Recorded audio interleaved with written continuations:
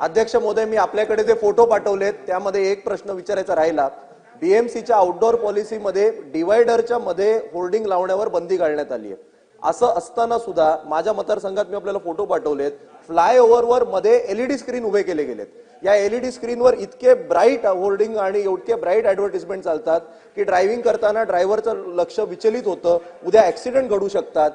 Policy असताना सुद्धा या होर्डिंगला परमिशन कशी मिळते? माननीय सदस्य योगेश सागर यांनी विचारलेल्या प्रश्नाचं सगळ्यात पहिला प्रश्न होता की ऑडिट नक्की कोणी केलं। हा प्रश्न आम्ही याकरता विचारतोय कारण सगळ्यात जास्त भ्रष्ट डिपार्टमेंट जर कुठलं असेल तर होर्डिंग आणि मोबाईल टॉवरचं डिपार्टमेंट आहे महापालिकेतलं।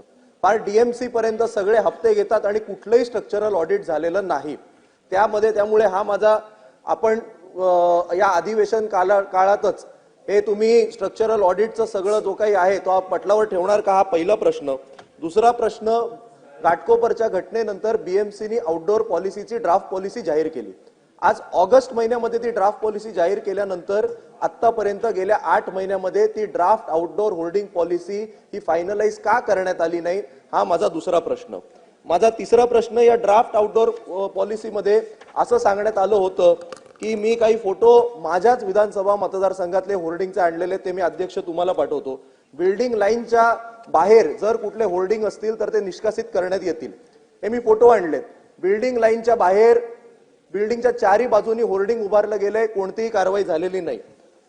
त्यानंतर जर दाट रहिवासी आणि दाट वस्तीच्या ठिकाणी जर होर्डिंग असतील, ती जर कोसळली तर जेवढे लोक मृत्युमुखी पडतील याची सर्वस्वी जबाबदारी सरकारची असेल। माझ्या विभागात 90% स्लम आहेत, मी फोटो आणलेत।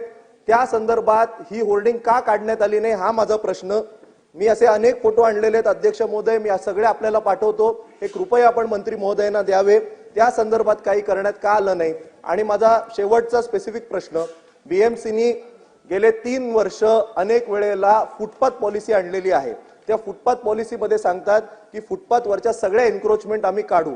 असं असताना देखील गेल्या 3 महिन्यामध्ये विधानसभेची निवडणूक झाल्याच्या नंतर फुटपाथवर होर्डिंग उभे राहिलेले आहेत, त्याचे सुद्धा मी फोटो आणलेले आहेत। माझ्या मतदारसंघात फुटपाथवर होर्डिंगची स्ट्रक्चर उभी राहिलेली आहे, लोकांना चालायला जागा नाही, मी त्याचे सुद्धा आणलेले आहेत। जर फुटपाथची पॉलिसी इन प्लेस आहे तर या लोकांना परमिशन कशा मिळतात, कोण यांना परमिशन देतं आणि ही आपण फुटपाथवरची होर्डिंग काढणार का?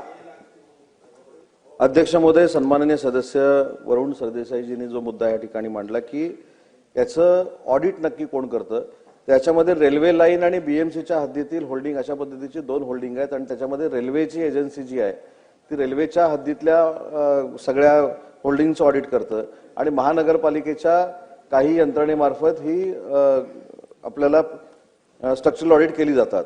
परंतु मी होल्डिंग निहाय कोणी ती केलेली आहे त्याची माहिती पटलावर ठेवतोय, अगोदरच सांगितलेलं आणि आपण सांगितलेली सभागृहातली माहिती ही खरी मानून जर अशा पद्धतीचं बिल्डिंगच्या बाहेर होल्डिंग आलेली असतील तर त्याच्यावर तात्काळ कारवाई करण्याचे निर्देश आजच महानगरपालिकेच्या आयुक्ताला दिले जातात।